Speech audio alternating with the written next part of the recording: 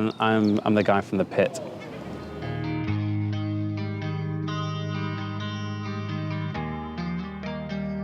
Well, the Pitt started off as a place where I could trade along with a guy called Scotty Kirkham, who was a co-founder, because we were street food traders and there was nowhere to trade back in the day.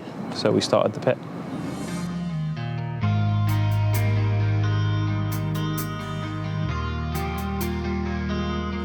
When the Pitt finished in the middle of COVID, we sort of knew we were going to move here. We know we had a bit of time before we could get in.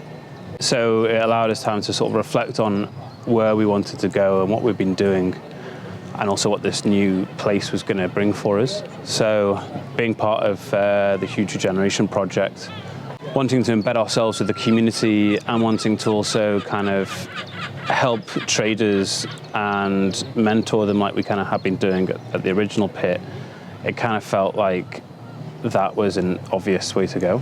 And that there was also other ways that we could get mentorship and get help from some of our partners like First Port and Foundation. And it as we started reading and researching into it, it all made a bit more sense. And then everything started to align, and yeah, now we're quite excited about sort of making an impact, but also being enterprising at the same time.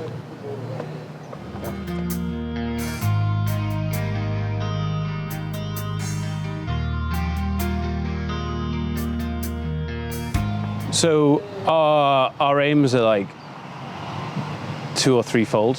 You know, we want to be a place where people in the community feel they can come and sort of mingle, and sort of a marketplace, but also a place to enjoy art and a place where artists come and do things. And you know, we want to be a melting pot really for the community.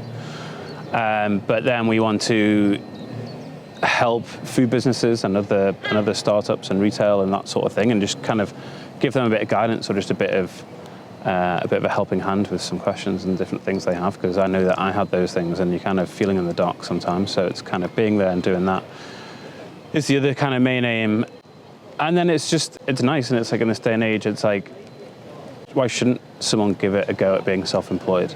You know, it's a sort of once in a lifetime opportunity you can do sometimes, and if you've got that itch, why not scratch it?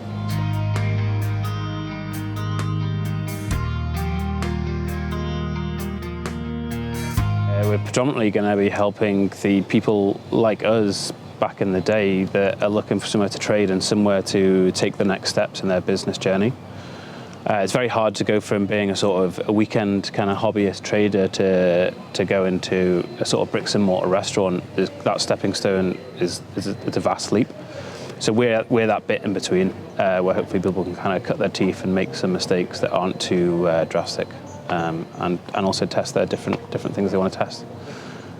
So that's the sort of the main enterprise aim. But then the other aim is sort of being, you know, this part of Edinburgh is really, there's not very many facilities here considering how many people live in the area. So we just want to be a focal point for people to come and do things and enjoy the area. You know, we're on the beach, we're on the promenade. There's a lot of opportunities here, so we want to be able to make them happen.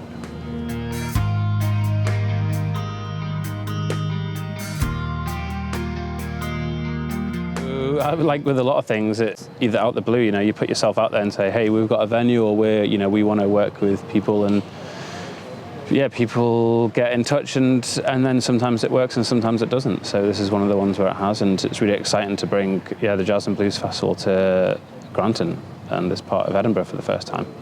And we hope there's a lot more collaborations in the future.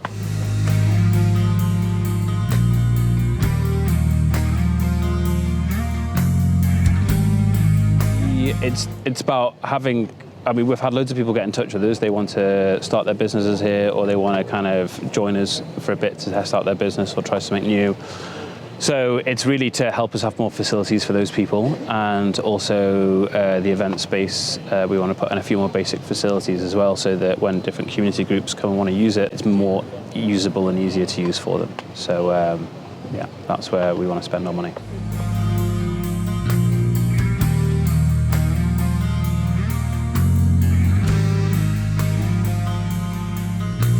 I can't ever think.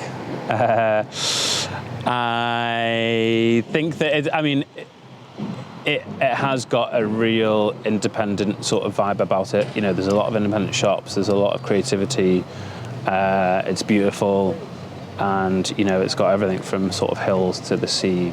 Yeah, so it's kind of got everything for me.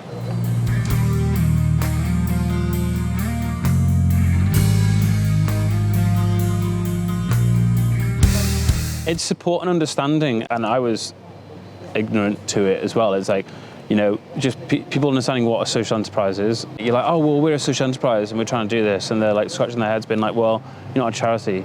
So we help charities, not social enterprises. So it's kind of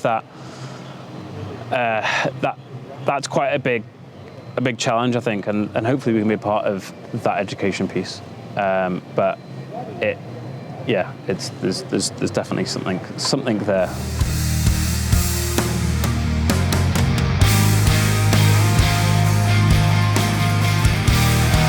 I'm looking forward to seeing people in the space.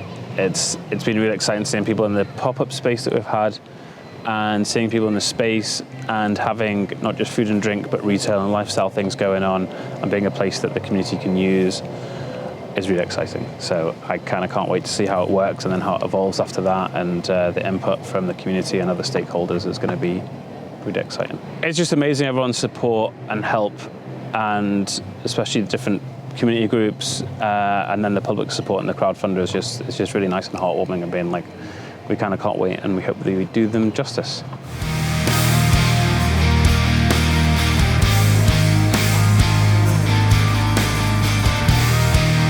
I don't want to be a cliche, but I had a melting pot, I guess. Yeah.